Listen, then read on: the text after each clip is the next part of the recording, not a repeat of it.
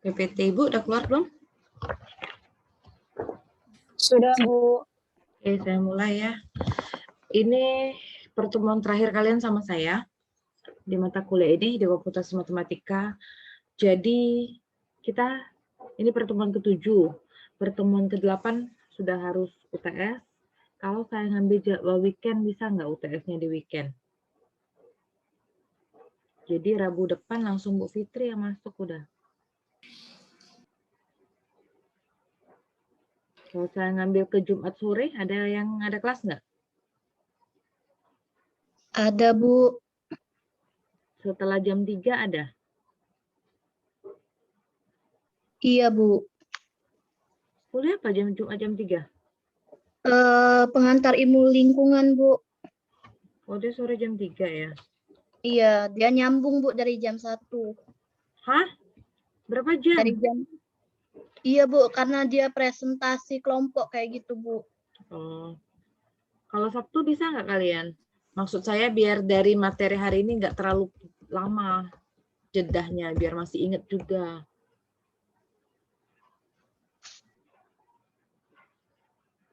Maaf, Bu, kalau Sabtu udah ada 2, Bu, yang UTS-nya, Bu. Iya, dengan saya ada 2. Kalau ke Minggu, berarti ada yang ngambil kelas saya juga itu ya, 2 tuh. Apa kelas lain? Kelas Ibu, Bu. Berarti 2. Minggu bisa nggak Minggu?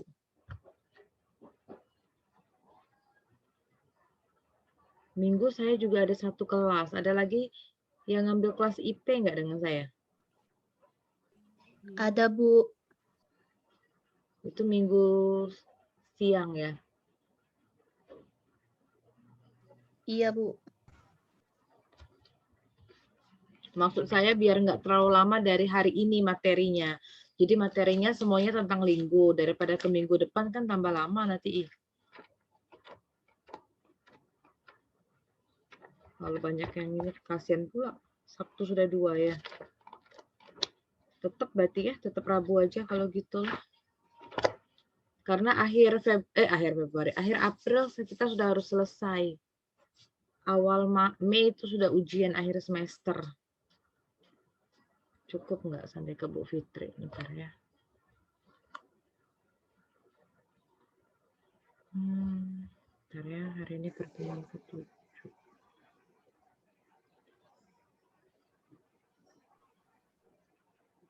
Ya sih, ngepas. Oke, berarti ke Rabu depan tetap ya. Rabu depan 10.30 berarti UTS-nya. Hari ini saya habisin materinya tentang model transportasi dan model penugasan. Kalau bagian ini kita banyak ke modeling language, ke bahasa pemrogramannya. Jadi bukan model tinggal di input seperti di Lindo. Perencanaan transportasi dan perencanaan distribusi menggunakan bahasa permodelan Lingo.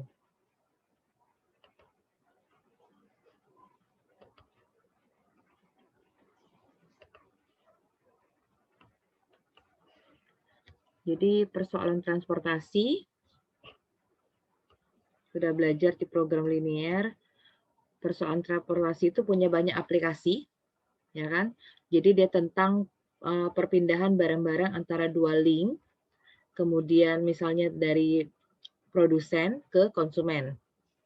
Jadi saya nggak jelasin lagi metode transportasi seperti Northwest Corner, Modi, Stepping Stone, nah itu enggak lagi ya, kita ke modelnya semua.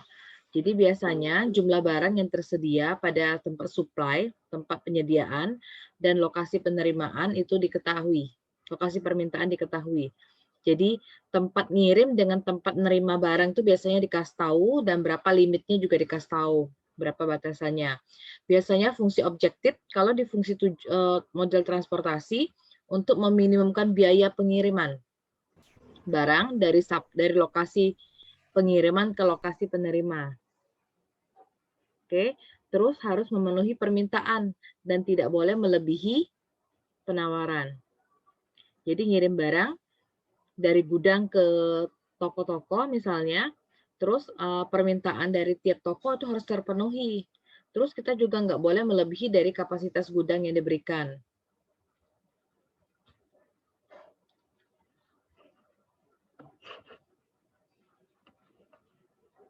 Jadi misalkan ada perusahaan produsen pengiriman TV set, ya, set TV dari 3 gudang. Jadi 3 gudang itu kita sebut dengan origin asal, ya, ke 4 store, ke 4 retail store, ke toko, ya, ke toko retailnya itu tujuan setiap minggu. Kemudian warehouse supplies, penawaran persediaan gudang dan permintaan itu ditunjukkan dalam tabel berikut. Jadi warehouse-nya ada 3, Cincinnati, Philadelphia, sama Atlanta. Supply-nya dia bisa supply 200, Philadelphia 150, Atlanta 300. Totalnya 6,5. Store-nya, toko yang mau disupply, mau dikirimin, New York, Chicago, Denver, sama Houston. Ini demand-nya, permintaan. Jadi New York permintaannya ada 100 set TV set, Chicago 200, Denver 125, Houston 225. Harusnya kalau seimbang modal transportasi, ingat kan, supply penawaran dengan permintaannya seimbang. Totalnya sama-sama 650. Biaya pengiriman TV set, ya kan, dari warehouse ke tiap store itu ditunjukkan seperti berikut. Jadi dari Cincinnati ke New York $10, Cincinnati ke Chicago 5, Cincinnati ke Denver $12, Cincinnati ke Houston $3, dan seterusnya seperti itu.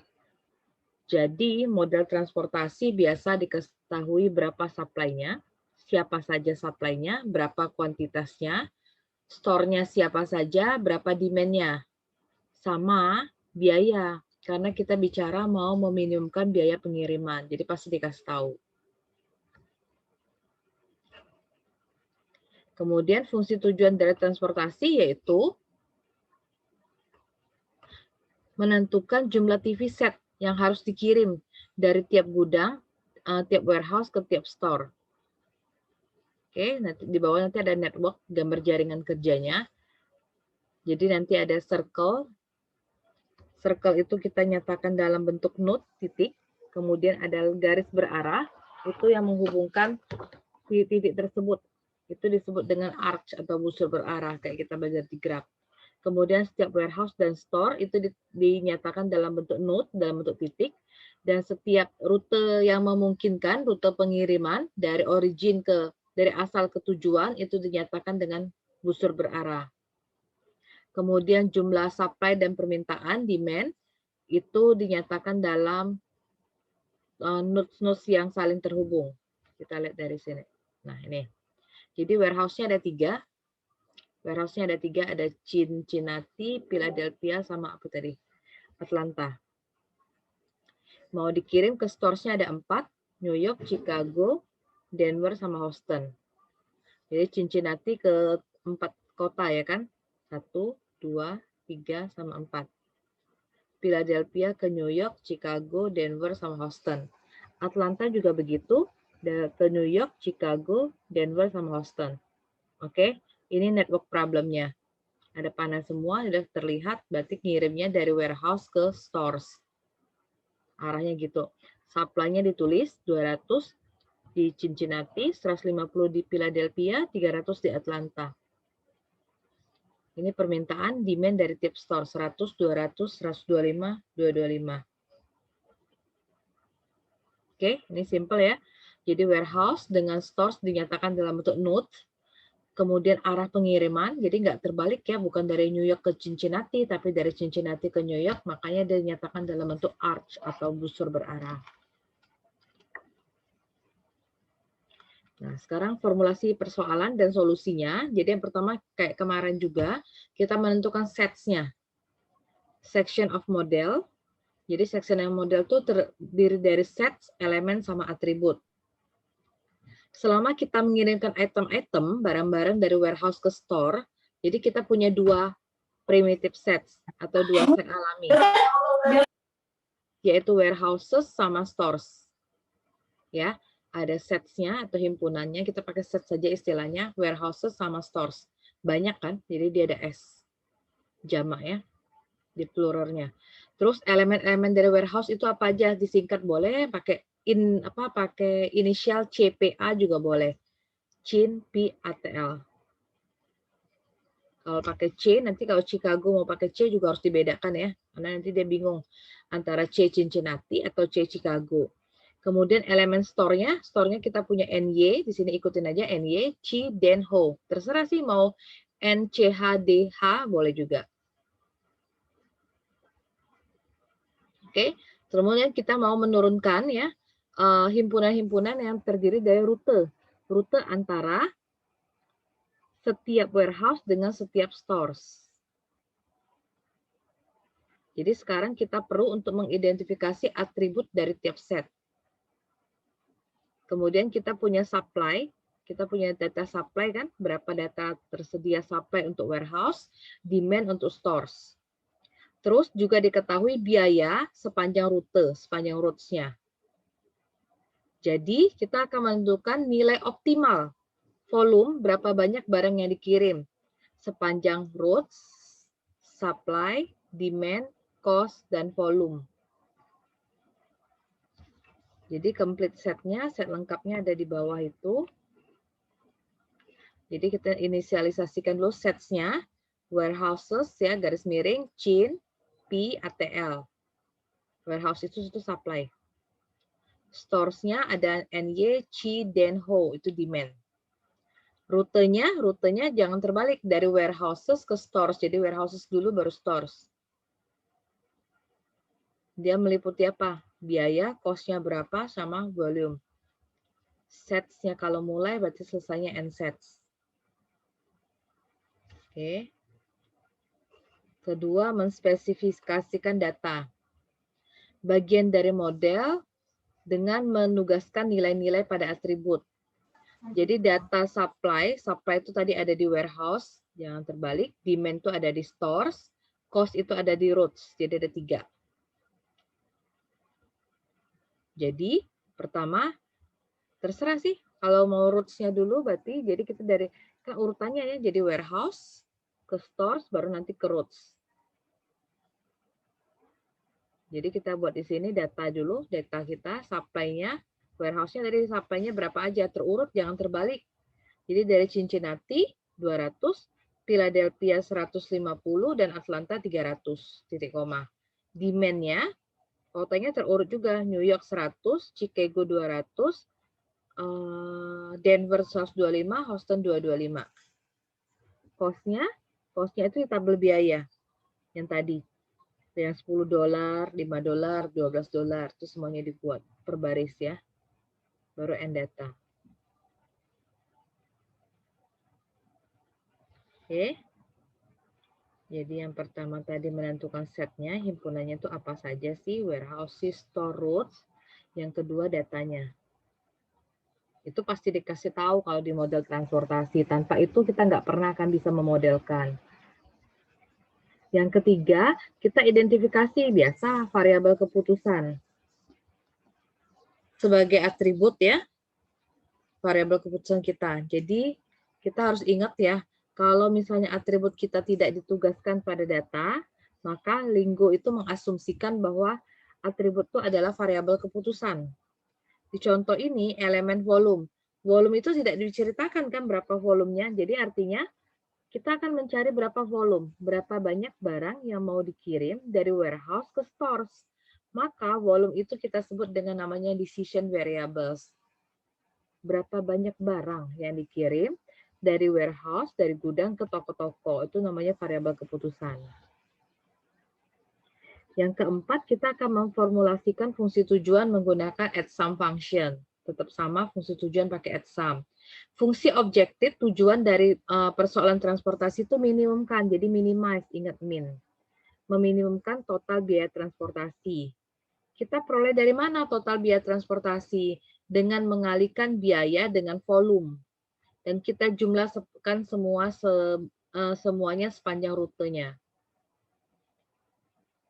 Jadi nanti fungsi tujuannya itu merupakan biaya cost ya kan, cost dikali volume.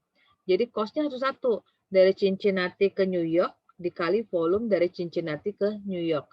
Ini artinya arah CHIN ke NY. Artinya nanti terus ada dari CHIN ke Chicago, ada dari CHIN ke Denver, ada dari CHIN ke Houston yang volumenya mengikuti. Oke. Jadi linggo itu mengikuti. Kan IJ kan, I itu setara dengan Chin. Nah, J-nya itu nurut, J-nya itu cycle. Saya bilang tadi ke Chicago, ke Denver, ke Houston. Terus kalau dia pas Philadelphia, ganti lagi nanti Philadelphia ke New York. Jadi P,NY, P,CH, P,D, P,H. Dia terurut. Kalau dibentuknya dalam gini, minimum sama dengan at sum, roots kan, roots-nya dalam bentuk I, J, di mana cost IJ dikali volume IJ. Jumlah, jadi rutenya dari biaya dikalikan volume. Kemudian kendalanya, kalau seperti biasa selalu diingat, model transportasi itu sama seperti model program linear, ada fungsi tujuan, ada kendala. Kalau nomor 4 tadi fungsi tujuan, sekarang nomor 5 kendala. Fungsi tujuan pakai at sum, kendala pakai at for. Persoalan ini kita sebut transportasi yang balance, seimbang. Karena tadi supply-nya totalnya 650, demand-nya juga 650. 650, 650. Ya, balance.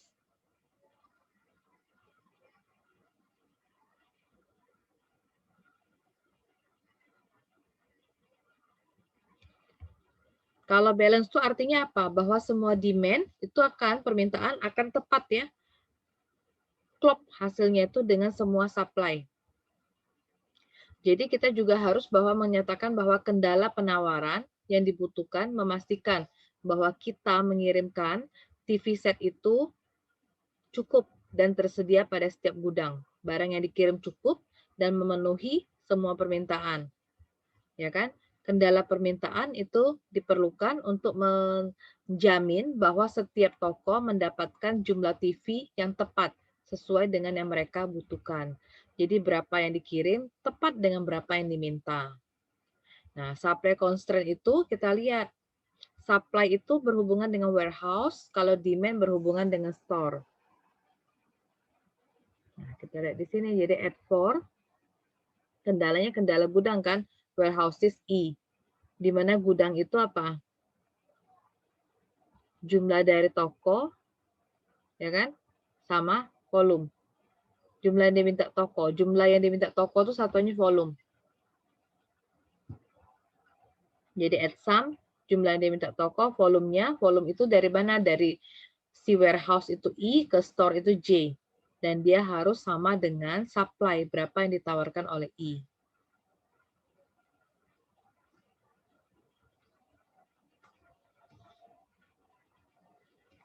Terus kalau kendala supply, sekarang tadi ada supply constraint, sekarang ada demand constraint. Demand constraint berarti berkaitan dengan stores. Jadi at for, di sini stores J. Kalau tadi warehouse I kan? Nih, warehouses I. Sekarang kita stores-nya J. Stores J itu apa? Jumlah juga at sum, warehouses, dari I, volumenya IJ. Karena store dia ada berkaitan dengan berapa banyak demand J-nya. Kalau yang tadi di sini at for, warehouses I. Dari warehouse ke store kan. Jadi nanti saya buat set. Ini yang baru ya.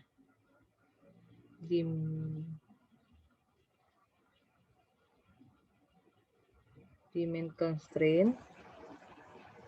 Sekarang kalau yang tadi supply constraint.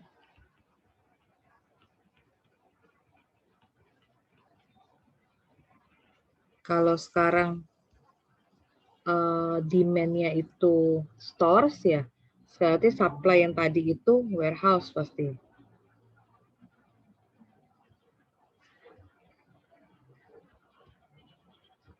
Store itu J, berarti warehouse itu I.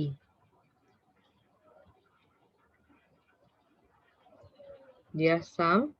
Kalau tadi stores itu warehouse, berarti warehouse ini balikannya stores. Lambangnya J, yang kita perlukan volume kan. Volumenya IJ. Kalau warehouse dia bukan demand lagi, tapi supply E. Nah, itu ya bedanya supply constraint dengan demand constraint. Terus kita asumsikan bahwa perusahaan ini nggak bisa kirim barangnya parsial, separuh-separuh. Cannot make partial shipment dari TV setnya. Jadi ini berarti bahwa variabel keputusan harus bernilai integer. Dia nggak mungkin kirim 2 set setengah, 3 set setengah, nggak. Semuanya harus bernilai integer, kita asumsikan, ya kan? Berapa set? 5, 10, 100, pasti bilangan bulat.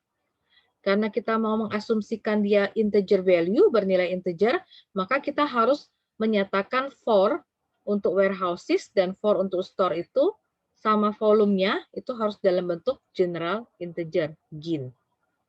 Jadi nanti add for warehouses sama store sama volume, dua ini.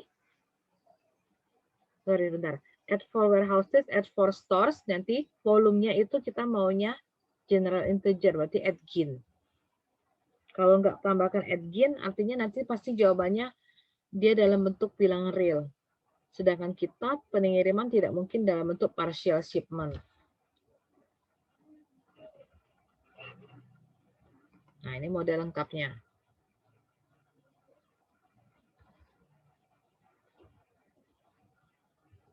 Oke. Materi ini ada saya buat di PPT pertemuan ke-7 ya. Jadi kamu bisa download itu. Nah, nanti ini bisa kamu coba.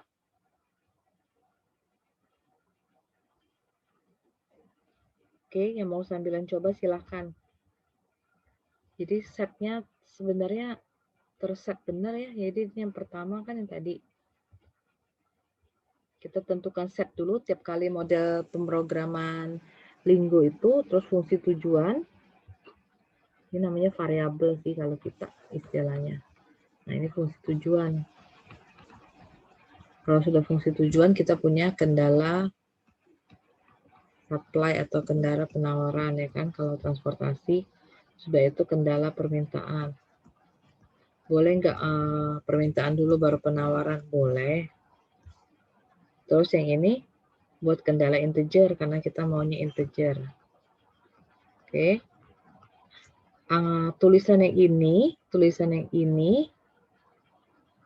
sama ini kalau nggak diketik sih is oke aja, karena dia cuma pakai tanda seru, berarti dia cuma keterangan.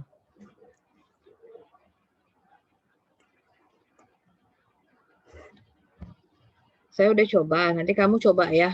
Jadi saya nggak usah ngetik di sini kan lama nunggu ketikan linggunya. Nanti kamu coba, hati-hati tanda-tandanya, variabelnya. Yang minggu lalu yang di pertemuan 6, apakah sudah dicoba di linggo? Hati-hati variabel, ada beberapa yang WA saya, kenapa dia beda? Ya karena dia nggak teliti. Misalnya X1 tambah X2 tambah X3. Dia ngetiknya X1 tambah X2 tambah X2. Jadi beda hasilnya dengan yang saya buat di PPT itu. Nah, ini boleh dicoba. Jadi biasa penentuan variabel, fungsi tujuan, kendala penawaran, kendala permintaan, sama kendala integer. Belum selesai nih, masih panjang. Oke, saya next ya. Nah, baru data. Jangan lupa datanya penting di situ. Oke, jadi datanya tadi supply-nya yang tadi kita udah kan, supply-nya berapa yang di warehouses-nya, demand itu data-data di store, kemudian cost itu biaya pengiriman dari supply ke tiap store. Jadi dia pasti ada 3 kali 4. Karena supply-nya 3, demand-nya 4, jadi matriksnya ukurannya 3 kali 4. Sudah selesai di N, nah kita ketik fungsi tujuan. Fungsi tujuan kasusnya minimumkan. Jadi minimumkan berapa data cost tiap unit ini. Cost itu kan 10 nih. 10 volume dari Chin ke New York. Tambah 5 volume Chin Chi. Jadi volume ini sebenarnya kalau kita buat di model pemrograman linear itu sama dengan X1 gitu ya. Saya buat X apa ya? XCN nih. Ya kan? Ini X CCH misalnya gitu ya. Chin Chicago. Yang ini XCD, misalnya gitu. Paham nggak yang ini sampai sini dulu?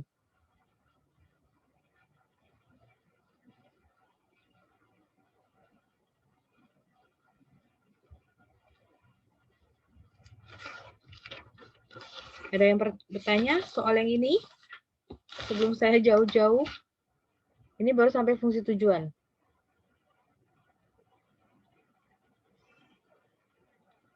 Mungkin ada yang bingung gini, Bu, kenapa nggak langsung dimodelkan? Kenapa nggak langsung dimodelkan seperti kita di program linear? Iya, saya tahu. Jadi tujuan belajar komputasi matematika harusnya belajarnya ini. Kenapa nggak ngetik yang kayak biasa, Bu? Kalau kita biasa tuh apa? Minimum kan, kayak gini kan? Gitu kan? Gini aja. Nah, ini boleh, tapi itu untuk ngecek kalian. Tujuan mata kuliah ini sebenarnya mau ngajar pemrograman seperti ini. Gitu ya. Bu, kenapa nggak langsung gini? Nah, lebih enak. 9 ya. Terus ya, gitu kan. Nanti subjek tuh sama seperti di Lindo ya. Subjek tuh langsung. Subjek tuh biasa kalau tabel nanti gimana? Kalau model yang biasanya. Masih ada yang ingat? Fungsi tujuannya terus kan seperti itu nanti sampai 11x berapa? 34. Subjek tuh-nya ada yang ingat?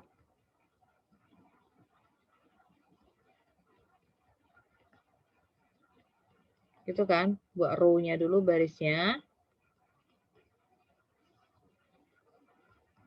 Tandanya apa? Kecil apa besar? Besar. Besar berapa? Besar. 200 apa 100? 200. 200. Ya kan? Karena ini supply. Gitu kan? Itu model transportasi yang kita pelajarin di program linear. Sama. Dari yang kamu buat model ini, kamu running di Linggo, itu boleh. Untuk ngecek jawaban kamu aja. Harapan saya UTS-nya tentang yang begini. Jadi kamu open book. Sebenarnya kalau ada waktu, berarti kan kamu UTS-nya Rabu depan. Yang ini kamu cobalah, ketikan yang ini, cobalah di Linggo kamu save. Kalau saya selalu gitu, jadi saya save model transportasi. Model nonlinear programming, nanti model penugasan. Nanti soal apapun saya tinggal ganti-ganti ini aja. Itu pun kadang saya nggak teliti, lupa titik koma, titik 2, masih pas di run, masih ada errornya. Apalagi kita ngetik dari awal gitu loh, saran saya. Jadi nanti tinggal ganti-ganti variabel. Karena saya suka lupa juga urutannya apa sih, sudah add for, add sum, ini titik 2 apa titik koma, baru volume. Jadi kita kalau udah ngetik ingat. Ibaratnya kita sudah punya template-nya, jadi tinggal ganti-ganti. Ya ini terus kan, bukan satu kendala aja, tapi masih ada lagi kan. Jadi kendalanya ada berapa kira-kira? Terlihat kok.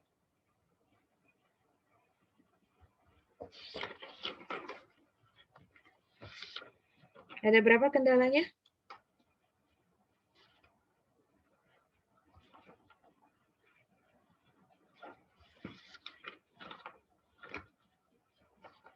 Masih ingat nggak fungsi transportasi? Jadi ada berapa kendalanya? Saya baru nulis satu kendala, nanti akan ada lagi.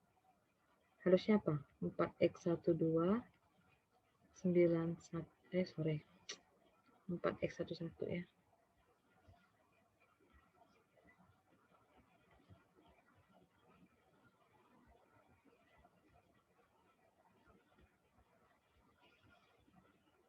(6x14) besar sama dengan berapa? 150. Ya, terus ya. Bisa kan? Jadi kendalanya ada berapa? 7. Oke, 7 benar. Ini model yang sederhananya. Ini kalau kita memodelkan. Nanti satunya balik ya. 10x11 4X21, 15X31.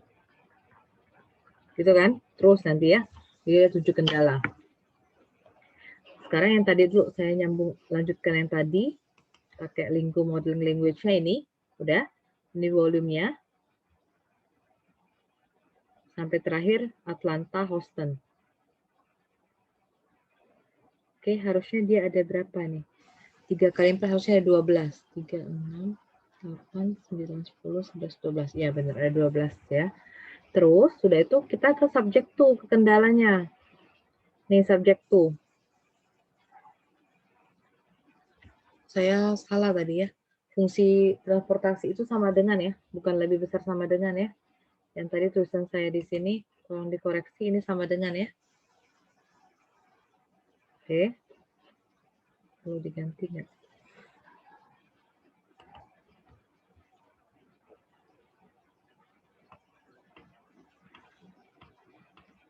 Ini sama dengan.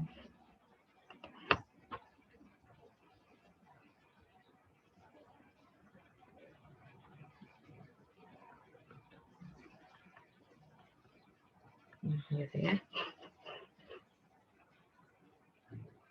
Oke. Saya lanjut ke kendalanya.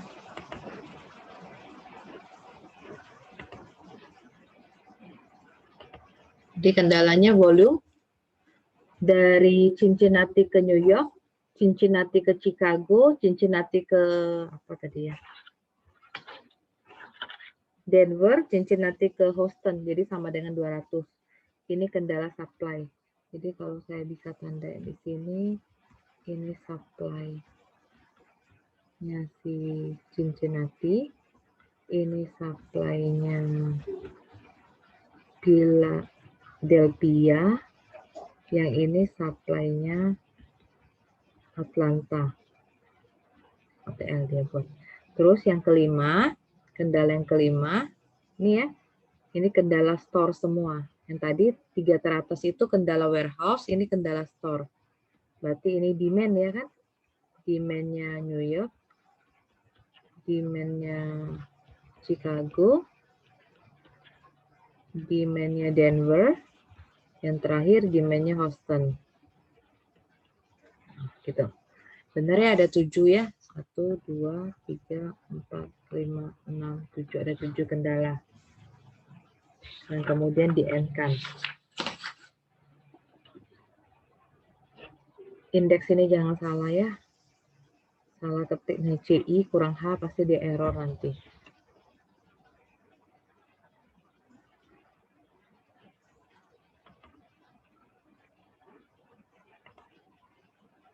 Ini ya, ketika kita run, jadi katanya global optimal solution itu ditemukan di langkah kelima. Di step kelima, nilai objective value-nya 3.500. Nah, ini nilai yang diperoleh. Apa ini artinya?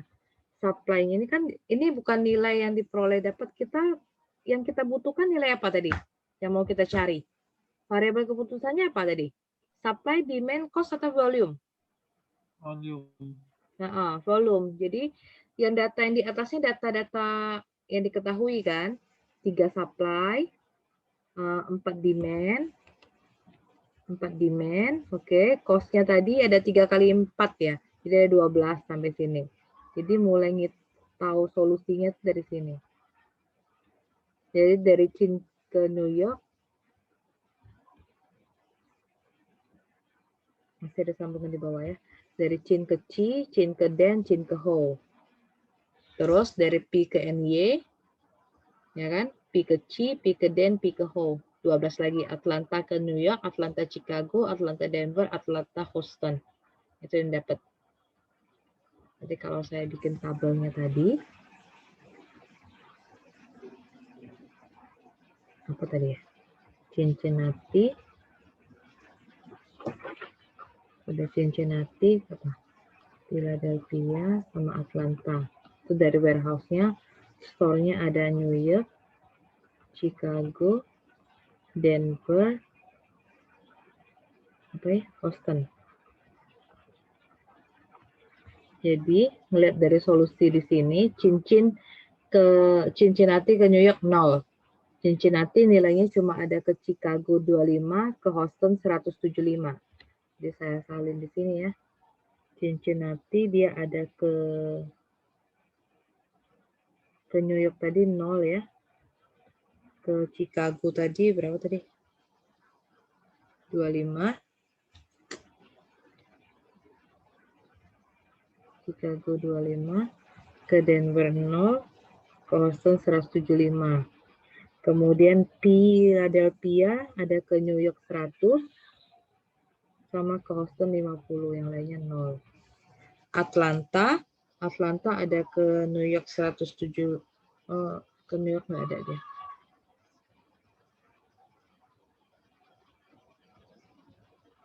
Ke New York 0, ke Chicago 175, ke Denver 125, ke Houston 0. Kita total apakah benar sesuai dengan demand dengan supply. Jadi totalnya berapa? 200, 150, 300. Benar kan? Yang kolom ini kolomnya si supply. Benar kan? Kalau total yang ini berapa? Dari atas ke bawah. 100, 200, 125, 225. Ini kolomnya demand. Demand itu ada di stores, supply itu ada di warehouse. Oke. Yang bawah yang nggak usah, ini variable slack atau surplusnya. Yang di sini. Oke, slack surplusnya. Jadi dari ngitung-ngitung tuh ngomongnya jawabannya apa. Jadi bukan sekedar run dapat hasil, kamu harus tahu cara bacanya. Jadi artinya dari Cincinnati itu akan mengirimkan sebanyak satuannya apa nih? Pengiriman apa tadi ya? TV set ya. 25 TV set ke Chicago dan 175 ke Houston. Sedangkan Philadelphia akan mengirimkan 100 TV set ke New York dan 50 TV set ke Houston. Atlanta dia ngirimnya cuma ke Chicago sama ke Denver. Masing-masing 175 dan 125. Sampai sana ada pertanyaan kah?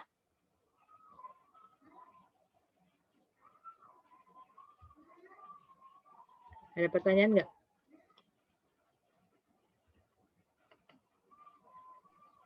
Belum, Bu. Nah, ini yang analisis jawabannya ya, sama kalau kita ngerjain skripsi pun, kamu kan sudah ngitung-ngitung, bukan ada model, kamu running, ini loh hasilnya. Kan harus dibuat kata-kata. Dari dulu sekolah juga gitu kan, pakai jadi, nah, itulah jadi total biaya pengiriman 3.500, dilihat dari fungsi tujuannya.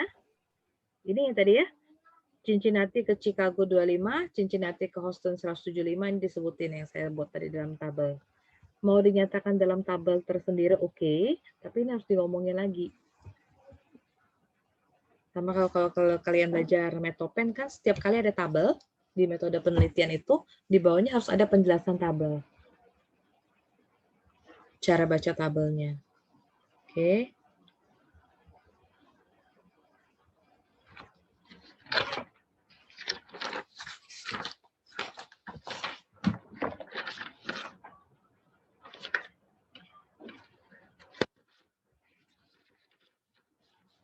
Ya, lanjut ya. Warehouse location problem. Jadi contohnya, misalnya sekarang, dimisalkan tidak ada warehouse yang dibuka. Ya kan, yang tidak ada yang sekarang lagi dibuka. Terus kita lokasi warehouse-nya tetap kayak tadi, Cincinnati, Philadelphia, sama Atlanta. Biaya tetap untuk pembangunan tiap warehouse dan kapasitas warehouse ditunjukkan pada tabel berikut. Total kapasitas sistem itu lebih besar daripada demand system. Jadi Cincinnati fixed cost-nya bayarnya 125.000, kapasitasnya cuma 300. Jadi mungkin biaya pembangunan gudang. Philadelphia kalau bangunnya sekian, dia cuma bisa nampung 525, seterusnya. Nah, dengan memperhatikan perubahan harga pada tiap komponen model Linggo, ya kan? Jadi kalau kita mau membuat model untuk memutuskan apakah kita perlu buka setiap gudang atau tidak, maka kita pakai set call-nya open. Kita pakai set call-nya open. Jadi setiap gudang, jadi open itu adalah variabel keputusan. Jadi kita mau mikir mau buka gudang atau bangun gudang atau tidak. Dia bernilai 1 kalau warehouse-nya di open, dibuka. Kemudian dia bernilai 0 jika gudangnya tidak dibuka. Kemudian fixed cost itu juga atribut daripada warehouse. Ada tadi kan di data sini ada fixed house. Jadi kalau di istilah kita parameter atribut itu. Dan menyatakan fixed cost biaya tetap jika sebuah lokasi dibuka. Jadi warehouse-nya tadi dideklarasikan dulu Chin, P sama Atlanta. Dia meliputi apa saja capacity, fixed cost baru open. Oke, kemudian pertama biaya untuk pembukaan warehouse itu diperoleh dari mana biayanya? Dengan mengalihkan fixed cost by open dan menjumlahkan semua warehouse-nya. Jadi biaya warehouse-nya itu, ekspresi biaya warehouse itu sekarang ditambahkan ke dalam biaya shipping. Kalau tadi cuma biaya pengiriman, sekarang ada biaya pembangunan gudang. Jadi minimum at sum. Ini yang tadi, benar kan? Root IJ, cost dikali volume. Sekarang ada tambahkan satu lagi at sum, warehouses, fixed cost dikali open. Jadi fungsi tujuannya ada 2. Bukan hanya biaya pengiriman dari gudang ke store, tapi juga dari biaya ditambah juga dari biaya pembangunan gudang, fixed cost dikali open.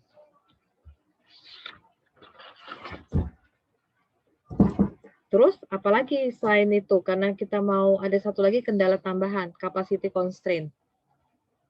Tadi cuma warehouse sama store, jadi sekarang ada capacity constraint. Kendala supply tadi tidak dapat digunakan kalau TV setnya itu tidak dibuka.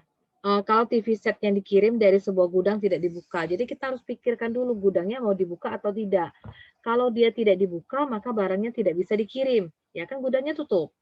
Jadi kita punya cara lain untuk memastikan bahwa pengiriman dari kita akan memastikan ya bahwa tidak ada pengiriman dari gudang yang tidak dibuka. Jadi kalau gudangnya tidak dibuka, berarti tidak ada pengiriman. Kapasitas itu tersedia hanya jika gudangnya dibuka. Makanya kita akan mengalihkan capacity dengan open.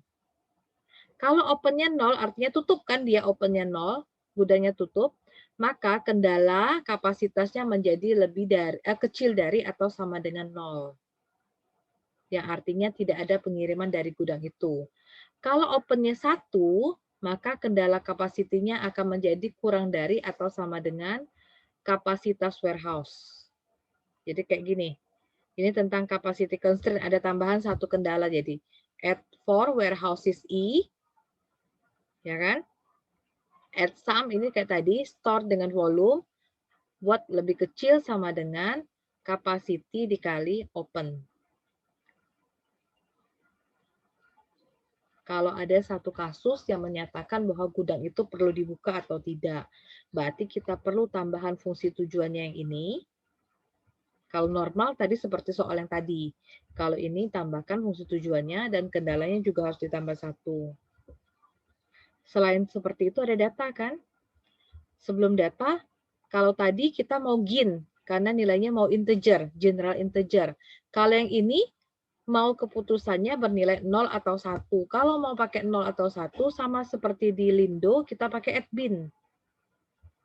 Jadi add for warehouses, add bin open E. Pakai bin.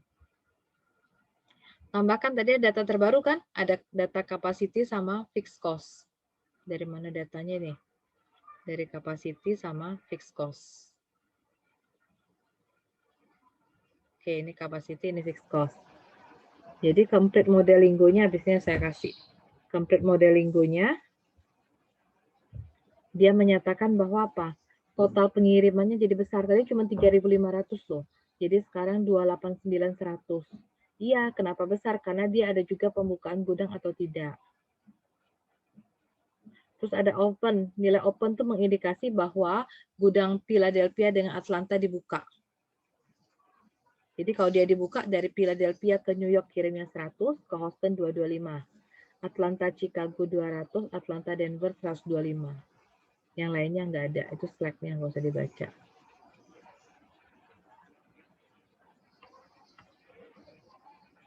Nah, ini yang tadi. Ini nggak usah baca lagi ya, dari warehouse road ya. Ini data cost kan, biaya pengiriman dari tiap warehouse ke store. Nah, ini model lengkapnya. Kalau kasus tadi, mau pakai fixed cost, gudangnya mau dibuka atau tidak. Atasnya hampir sama, cuma bedanya dia tambahkan apa? Ada fixed cost sama open. Oke. Hampir sama dengan yang tadi. Kalau kamu sudah download model yang tadi, kalau tadi itu ya, yang pertama warehouse, Chin, Philadelphia, Atlanta, di sini supply. Sekarang kita nggak supply, ganti capacity, fixed cost sama open. Stores-nya mantep, road-nya juga mantep. Oke, fungsi tujuannya berubah. Kalau tadi fungsi tujuannya sampai volume IJ, sekarang tambah tadi kan, tambah 1. Warehouse-nya fixed cost dikali open. Tadi ada supply constraint, sekarang nggak ada lagi dari capacity constraint. Capacity constraint ini warehouse, tadi store sama volume benar sama, tapi tadi supply, sekarang lebih kecil sama dengan capacity dikali open. Demand constraint-nya sama, persis. Kalau tadi pakai GIN, sekarang pakai BIN.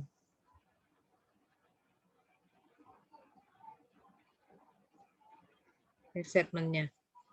GIN-nya tetap dipakai, karena kita mau berapa jumlahnya, jadi cuma nambah 1. Ini yang tadi ya, ini kendala GIN tadi, tambah 1 kita kendala untuk capacity warehouse-nya dibuka atau enggak.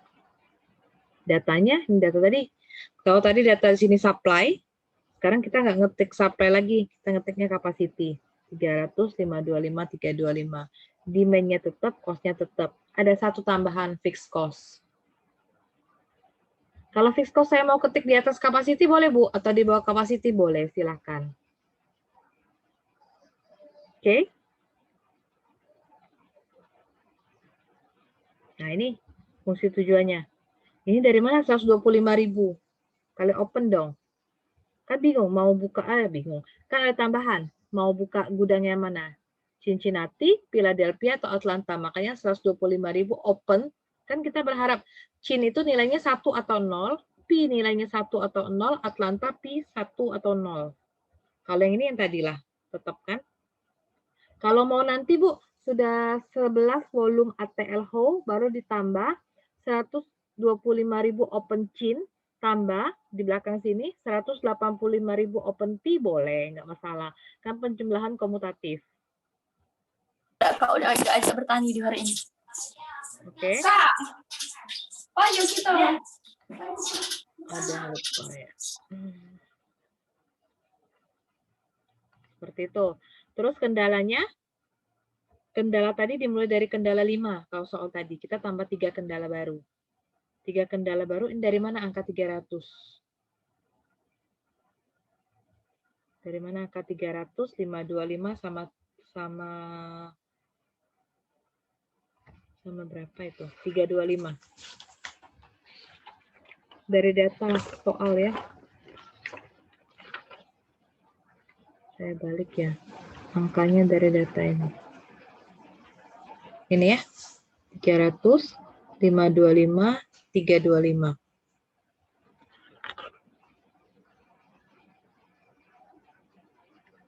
Nah ini.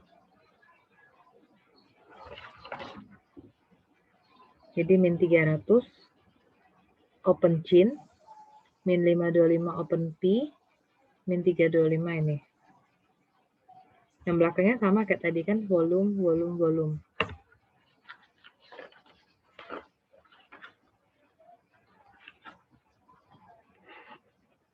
Volume, jadi karena ini gudangnya Chin, jadi Chin ke NY, Chin ke Ci, Chin ke Den, Chin ke Ho. Kecil sama dengan 0. Kenapa ini minus? Karena model awalnya sebenarnya gini. Saya buat yang nomor 2. Harusnya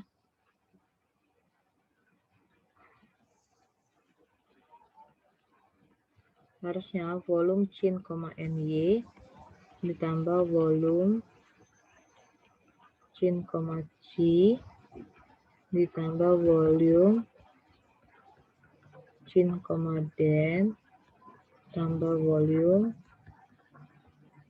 Ini kamu coba ya. Kalau kamu nggak coba di linggonya nggak akan bisa. Kecil sama dengan 300 open chin. Harusnya gitu. Puterin aja ya ke bawah. Nah, gitu harusnya gitu kan. Jadi dia pindah ruas. Kalau mau diketik kayak tadi ini, Bu, bisa kok. Kalau mau ketik kayak gini. Daripada pindah ruas gini, oke, terserah. Nanti yang lainnya ngikut. Kendala 5, 6, 7, 8 tuh kendala yang tadi. Sudah ada.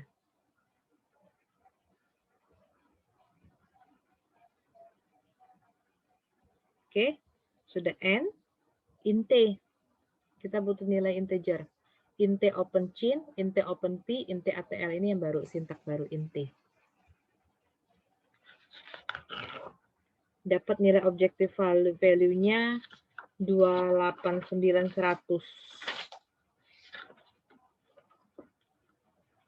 Oke, ini nilai yang diketahui kan, capacity, fixed cost. Nah, ini yang kita variabel keputusannya yang mau kita tahu nilainya. Jadi gudang mana kalau ini yang dibuka?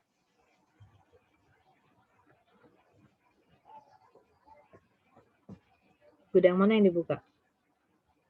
Philadelphia sama Atlanta. Oke. Demand ini datanya juga kan, cost-nya juga tetap biasa. Mana lagi solusinya yang di sini? Ya, ini variabel keputusannya.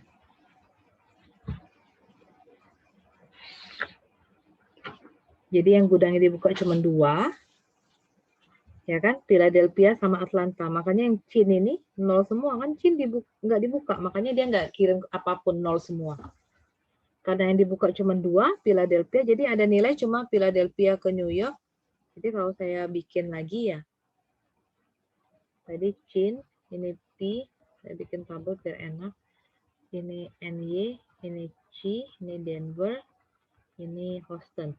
Jadi Cincinnati kan nggak dibuka 0 semua. Philadelphia dia ada ke New York 100, ada ke Houston 225. Terus Atlanta dia cuma ada ke Chicago sama Denver. Gitu ya.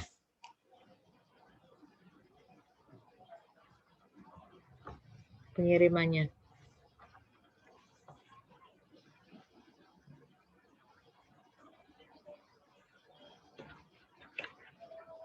Ada pertanyaan nggak sampai situ? Ada yang perlu saya ulang?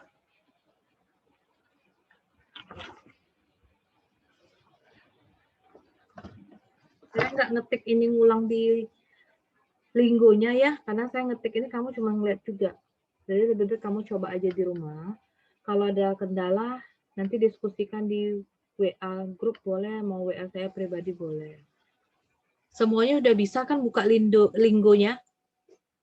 Masih ada yang kesusahan? Bisa, Bu. Bisa, Bu. Yang analisis sensitivitas, ada lagi yang susah, yang error, itu belum dibuka. Masih restricted. Ada kan kemarin saya share itu juga di grup.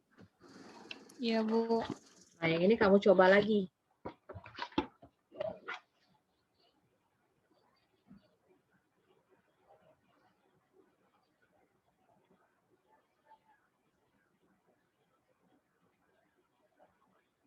Oke, yang ini nggak usah, saya nggak buat cost-nya ya. Yang ini aja. Kalau ini mau diganti, cost-nya mau di-revise ya. Misalnya kita mau diganti, jadi 10 nanti ganti 8, 5 ganti 4, nanti data yang di sini diganti ya.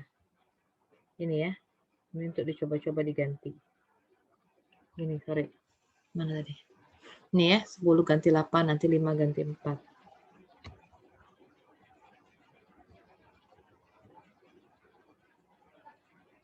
Ini kalau mau diganti nanti. Kalau mau diganti nanti dia beda lagi hasilnya. Kalau mau dicoba-coba. Oke.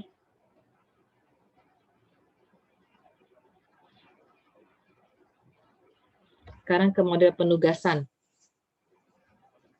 Metodenya masih ingat nggak kalau metode manualnya? Kalau kita cari manual itu namanya exact approach ya, metode exactnya atau metode klasik. Nah, itu yang kita cari. Hal yang seperti ini, kalau kita pakai ini metode heuristiknya. Ada ingat nggak assignment problem itu pakai metode apa?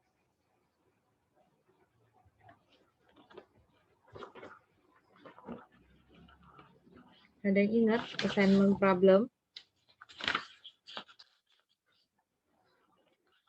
Metode penugasan, ada yang bilang scheduling problem, ada yang bilang assignment problem.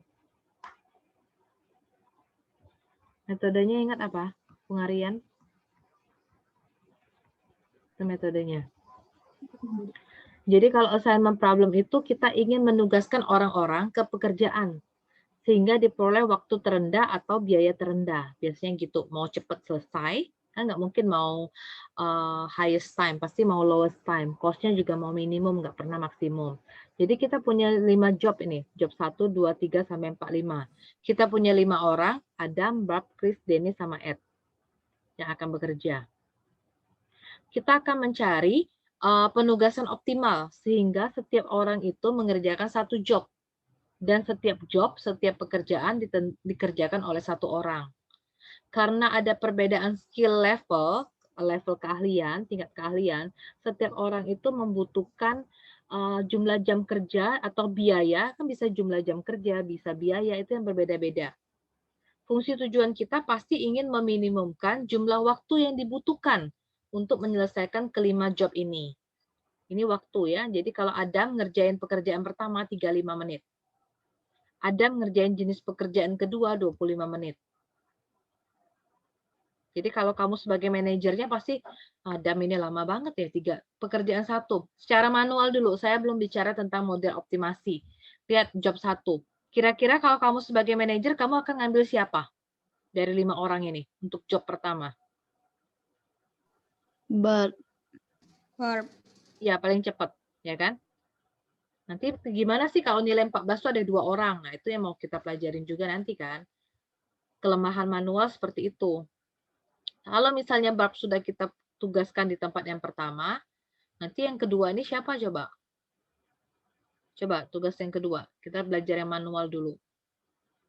Saya recall lagi ingetannya. Adam. Oke. Job 3 pakai siapa? Adam lagi. Nah, job 3 pakai Adam lagi. Tapi kita tadi bilang one people, one job. Jadi nggak bisa Adam lagi. Kalau mau ngambil yang kedua, si Barb. Barb sudah ngerjain si yang pekerjaan pertama. Bisa Ed. Nah, keputusan tadi, pengambilan tadi, jadi bisa saja sebenarnya Adam itu lebih cocok di job 3 daripada job 2 sebenarnya. Ya kan? Karena ini 22 kan? Ini 25, benar nggak?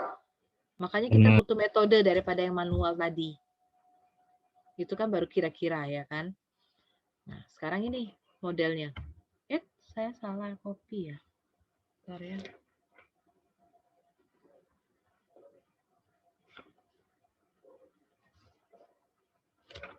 Bentar.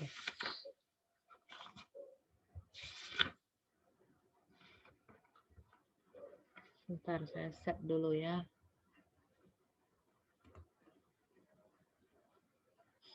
Bentar ya.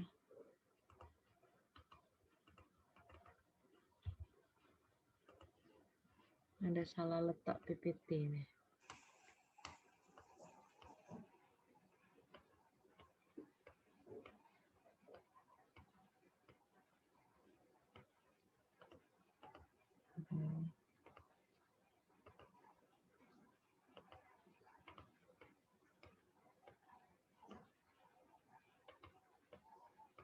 Iya, saya rapi. Nanti saya kasih ulang ya.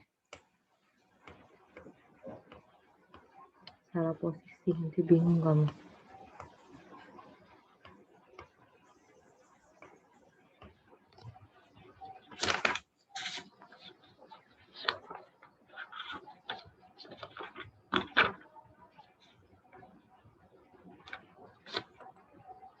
PPT saya ada yang salah.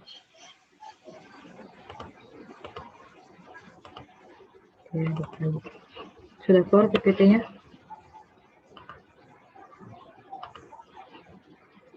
PPT-nya udah muncul belum? Sudah, Bu. Sebelum ke penugasan saya balik ke sini dulu. Saya dikit dulu. Yang tadi ya, yang cost-nya kalau ada revise 10.854.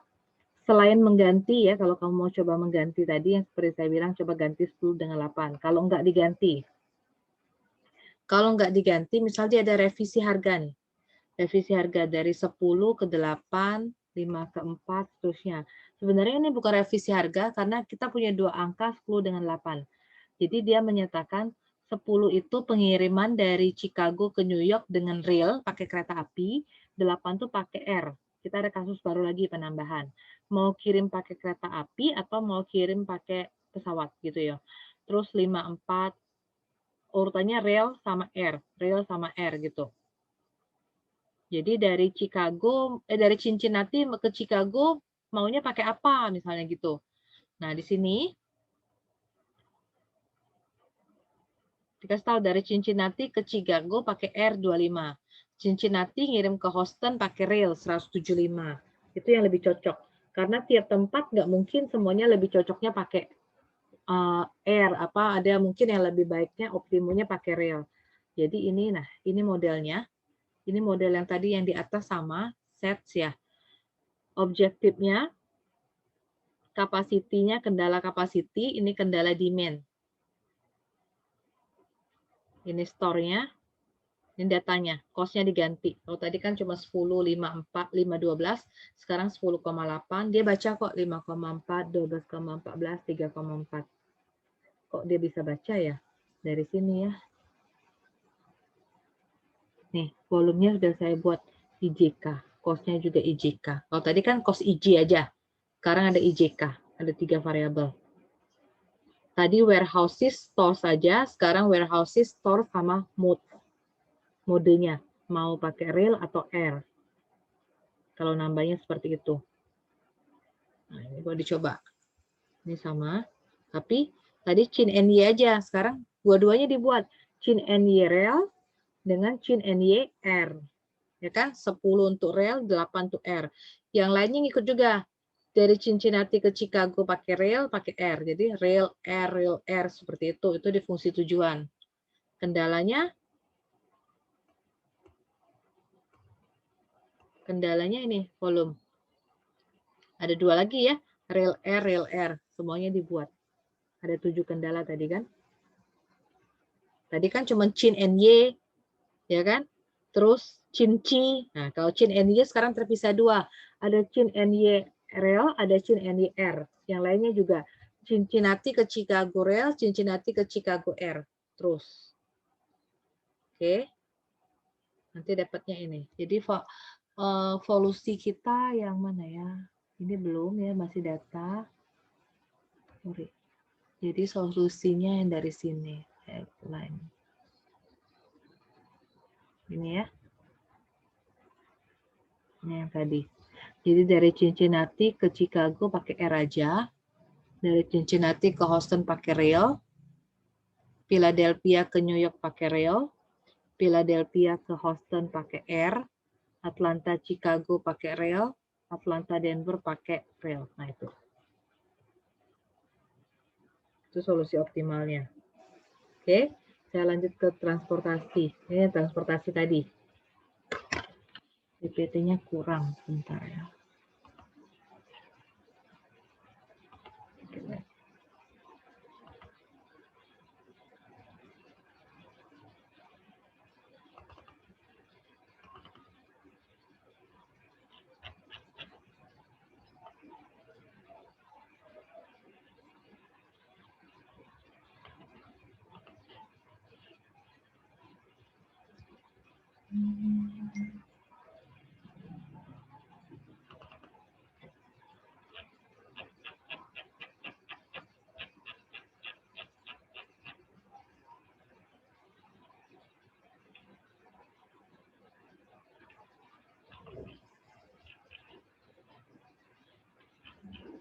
Mana ya?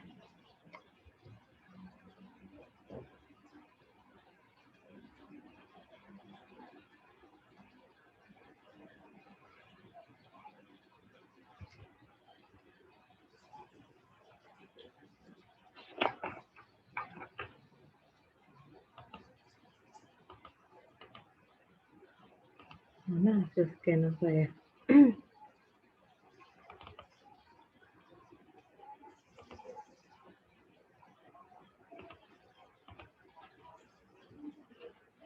Nanti saya tambahin ya. Nanti saya tambahin, saya upload ulang di pertemuan ke-7 ya. Kamu perbaiki PPT-nya. Perbaiki, kamu download ulang PPT-nya. Ini setelah assignment problem, ada lagi model linggonya. Ada 4 slide lagi yang ketinggalan saya buatnya di sini. Oke, nanti saya buatin aja daripada kamu nunggu. Jadi biar nanti ada model yang kayak gini loh. Ini kan si transportasi nih. Nanti ada lagi model penugasan yang seperti ini. Kalau penugasan, apa? Ingat nggak kalau penugasan, sisi kanan kendalanya apa? Sebelum saya ke linggonya nanti. Satu ya. Jadi sisi kanannya satu pokoknya semuanya. Benar kan? Nanti diketik di linggonya juga satu. Nanti saya tambahin, saya langsung benerin ini. Nanti kamu download ulang ya, PPT pertemuan 7. Oke, materinya sampai sini. Ada pertanyaan nggak?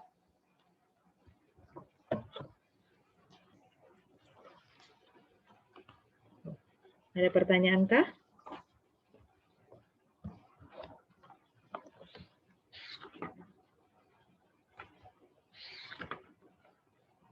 Jadi bahannya yang pertemuan kemarin sama pertemuan hari ini, semua tentang linggo.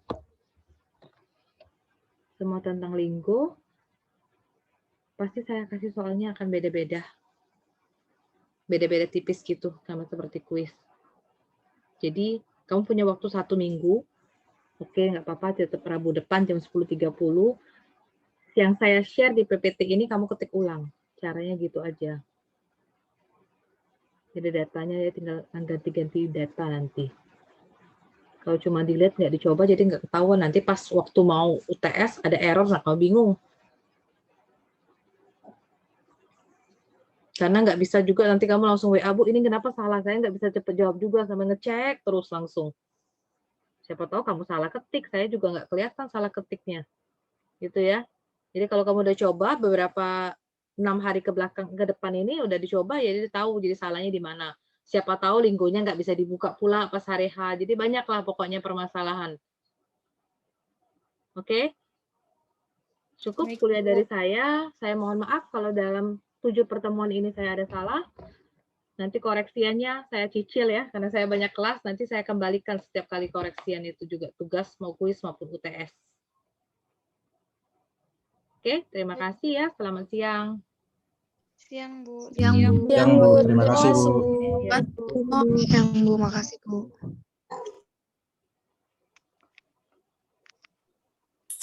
Kamu belum screenshot ya? Coba dulu buka dulu PPT-nya. Apa buka dulu kameranya. Saya lupa ya.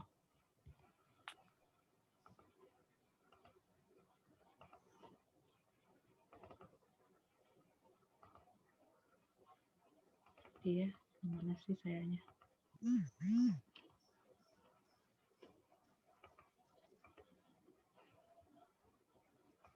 Bentar ya. Buka dulu handphone-nya. Nanti saya ditanya jurusan pula.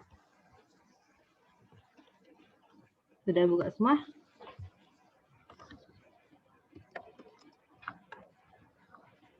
Tunggu bentar ya, ada yang belum buka ini. Nanti dia nggak foto pula. Oke, udah ya.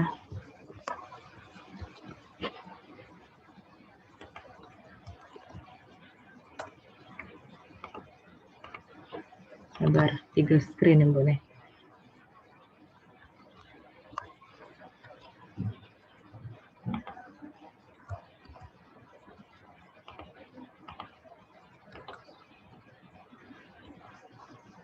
Kalau nggak ada yang nggak kena, nggak apa-apa ya. Mungkin pas saya ganti screen-nya itu dia muncul ke belakang lagi. Yang penting kamu isi daftar hadir, jangan lupa.